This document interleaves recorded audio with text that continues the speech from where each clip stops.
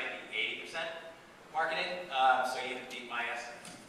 And when we go with beyond here, the reason I asked is because everybody's actually in sales. When we think about why we exist from a marketing standpoint, and the company's orientation is no longer sales versus marketing, it's about sales. If you're a VC-backed company or the companies you're serving are VC-backed, the board, the VCs, all they care about is what's driving sales, what's driving revenue. And as we start to make that nuanced approach into thinking and infuse that into our DNA about why we're doing certain tactics, why are we email marketing, why are we marketing at all, it's all about the end result, not the data points before. It's not about necessarily open rates. Open rates matter to the extent that they drive revenue. And if you focus on the revenue part, I think it's going to make a significant impact in just the way we think and act about our email marketing strategies. And that's primarily what I want to focus on today. So first, and the reason why, and all of you should be happy about this, our friends at the DMA say that for every dollar spent on email marketing, it returns $48. So as you're sitting there arguing for budget, to think about why I need to be doing more with less, which we're all being forced with, remember this stat. This is what speaks to the budget makers, to the kingmakers in the organization. We're allocating dollars, fewer dollars that they have, in order to create results. It's all about what the results are. And as I'll focus on a few tips, that you mentioned the no-nonsense sort of approach here. What I want to put a final point on is some of the elements that were spoken about today as it relates to what you can do. Part of my rationale will be why, to help you support some of those strategies, which were great. And I took many notes over here. And first and foremost, we talked about the concept of how do you create, or how do you get someone to open a message? Well, it's about urgency. And if you go back to the starting point of thinking like sales, go sit in a sales meeting. And one of the sales managers in your organization talking to their sales team. Do more, not just more sales calls, it's how to get sales calls. How do you get the time and energy of that prospect? Well, it's even more difficult to do it from a marketing standpoint because you've got that email coming in and it's easier for them to just disregard it. So focusing on a very clear sense of urgency. And as I made a little funny here, note in that if you create some urgency, if you think that they're not going to be able to get something or they have a short window to reply, it's amazing how people will respond. Remember that as you're issuing or you're creating your email lists. And I put a couple of notes here about putting, again, that finer point as to why. Because you get a 24% open rate. It'll be significant. Simple tactics like you've got 2 days or this is your last chance to save. It sounds a little hokey perhaps, but the reality is it works. And so think about that as you're designing your campaigns about creating urgency. And the reason why we know this, these stats, is I've had the good fortune. We supply data to many of the people in this room. So millions and millions of contact information that you use to turn the dials on to select the right people. So I constantly talk to our customers in terms of what they're saying. So that's where most of the data that I'm using here comes from. Additionally, you got to think about the time that you're reaching out to make that email message, to make that sales call on the prospect. And that's a critical sense for timing, right? Timing is everything. It is in email marketing as well. And it's this chart, I hope everybody can see it, it's big enough here. From a B2B standpoint, I've marked, I don't know how many B2B marketers versus consumer marketers, so I charted both here. But as you can see, it's very clear. After lunch, nobody's paying attention.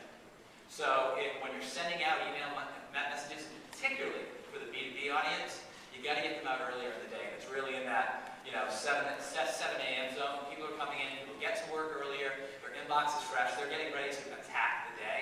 That's the time to get your messages into their inbox. And certainly, on a B2B standpoint, don't bother sending any messages after 3 or 4 o'clock. They're simply not going to get open in the overnight email tsunami that's taking place with your prospects. It's going to get buried. Better off waiting and sending it the next day. Additionally, from a tip, don't make people think. You've got to keep it easy. Again, go talk to the sales managers and VPs of sales in your companies, and they're going to use an old adage of keep it simple, stupid. Keep the messages simple. Don't give them too much to think about. Put one link in there. Have them focus on one unique initiative that you want to get their attention on in that email. Don't cloud it with 3 and 4 different options because they'll simply press next. They'll delete it and they'll move on. And the reason why is what we found through millions and millions of emails that are sent out from my company as well as the companies that they're seeing a 48, nearly 50% higher conversion rate by simply focusing on one key message. Think about what you have to say, select that message wisely, and deliver it with passion and enthusiasm, and you have a chance to get your prospect to feel the same way. We've also talked, it was mentioned earlier, about mobile and going mobile. It's not the year mobile is coming. The year mobile is here, and our users, everybody in this room, is actively participating, reading emails on their smartphones. And that's critical. And if you look at that, if you think about that from a design standpoint, it's very important to not just say, great, everybody's using mobile, but how are they using mobile and how are you designing your messages? And again, a couple of stats here, right, to put a point on that. It's significant. And in fact, I think most of the people here are probably, spending half of the time listening to me and emailing and looking at the BlackBerry at the moment right now. So, joking. The other piece of the equation here that we've heard from almost all of the other speakers is one about relevance. And that's critical in social. That was a very good point made by one of the speakers earlier about social helping to make your messages relevant. It's not the only one, but it's certainly a critical one to be thinking about. Why is it that someone should actually be paying attention to your message? It's the same conversation, again, that your head of sales has with every single one of their salespeople. Why on earth would anyone want to take a meeting with you? Spend the little time that they have with you to talk about your product or service. Why on earth would I want to spend any time reading this email when I've got 312 in my inbox? Right? So it's all about relevance. And an important point about that is this one here. So it's not about opt-in or opt-out. I mean, of course, that kind of stuff can be important. It's really about relevance. Because users who are opting into certain lists still hit spam half the time, which is amazing. And that speaks directly to the heart of the issue of relevance. So don't overlook that by virtue of simply thinking you've made it because you've chosen a list wisely. That is not the point. The point is about spending more time active with your team, understanding the point of relevance and using social media and other tactics, whatever it is at your disposal, in order to make sure that you're able to speak directly to the person with confidence. Or don't send it until you have a message that's worthy of their time. Another aspect, which may sound simple, but do you actually read your own emails that you send out? And do you sit back, is it possible, and how often do you do that? Versus just the, oh my God, I'm on a timeline, I've got to get this next campaign out because I've got so many things on my plate, and you just get it together quickly and you press send. We all probably have done that more often than we would like to suggest here and offer up, and we really can't do that. You got to sit down and really scrutinize the messaging that you're sending out, and it's a simple question. Would you respond to it? Would you read it? Would you open it? And if you wouldn't, if you even have a hint that you might not, don't send it. Change it. Spend the extra time to get the messaging right. You're spending a lot of time and energy and money cultivating lists. And that's why my business exists. Yeah, you buy lists from me, but that doesn't matter if the messages you're sending are not going to get open. Even if the data is great on the front end, you have to have the right message on the back end to make it work. And here, from the best practices, there isn't any one simple set of 10 you have to use, right? You have to make it unique for your own company, and you have to think about what works for you and what works with your clients, within your mix.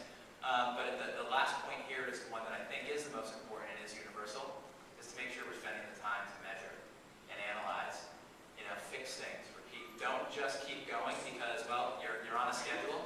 Don't be afraid to stop. Don't be afraid to actually spend the time and the energy to measure the results. And not just the open rates, but figure out a way, get the discipline within the sales organization and the alignment within the sales organization to be able to track these leads all the way through to a close. Because that's ultimately what's going to tell you whether or not the marketing is being effective for the company. And that's what's going to help you get more budget and help the companies that we all work for grow and grow exponentially. And to sort of getting close to the end here, if there's really two things to remember, as you walk away, is that email marketing has to drive revenue. If it doesn't drive revenue, it doesn't matter. more you ask that question to yourself and your teams, the more likely it is that you're going to have success. And of course, to remember that everybody in the company is in sales. There we go. Sorry, went a little bit farther there. But if you want to, I'm trying to be short here. I've got a couple extra minutes if anybody has a question. And certainly we're out here, in the booth area. But we have some tips and tricks that go into greater depth in terms of what you can use. So please download them here. Come see us. We'll give them to you. And if you need some contacts, we happen to give you some for free, but only if you promise to use the right tactics, in order to email to them. Say hi to us at any time. We're happy to talk to you. And again, thanks for the opportunity to